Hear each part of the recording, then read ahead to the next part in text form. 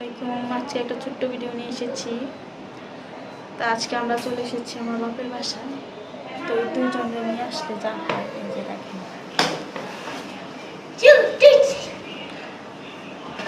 একদম নানার বাসায় আসবে বুঝলাম পাগল হয়ে গেছে।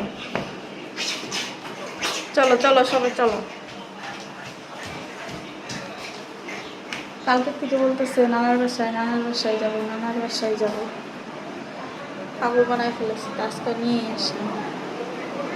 আয়সা যে এত তুর করে ঘরের একটা জিনিস একদম ঠিক রাখে না।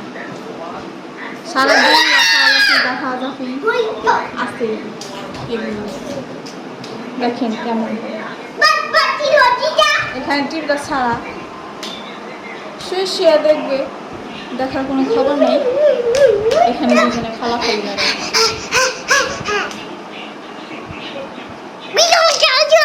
হাই দাও, সারা হাই দাও।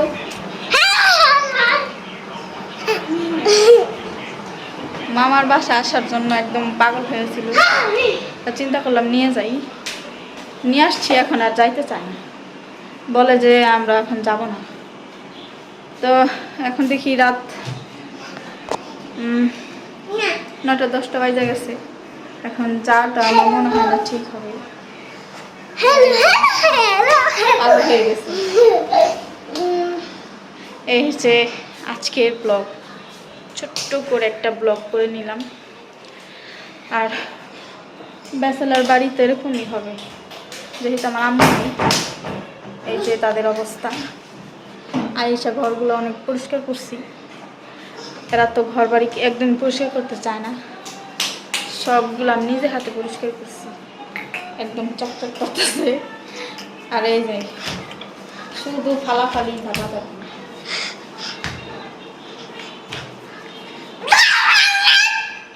যাইতে তো চাই না।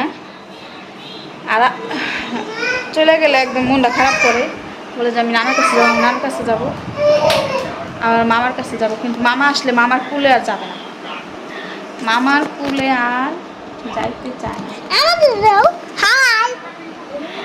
সারাদিন দুষ্টামি।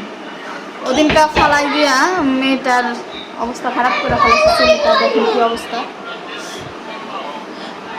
মানে 2টা বাচ্চা ড্রাইভারে আছে, তার এরকম অবস্থা। সেও ভালো থাকে না, তার বাচ্চারাও ভালো থাকে। দেখো হাই হাই বলো 1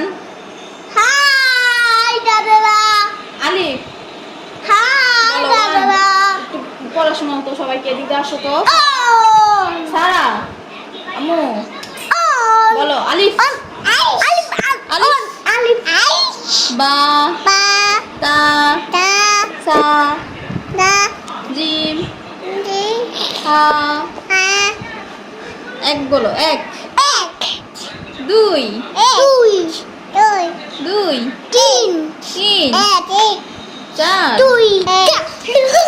আমার ছোট্ট মেয়েটা 2 বছর এখনো হয় নাই, তো ভালোই বলতে পারে। আবার বলো তো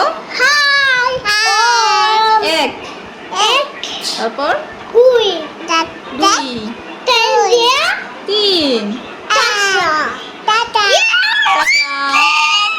আচ্ছা, এখানে এই ব্লগটা বিদায় নেই। আমি ক্যামেরার সামনে আসলে কথা বলতে পারি না।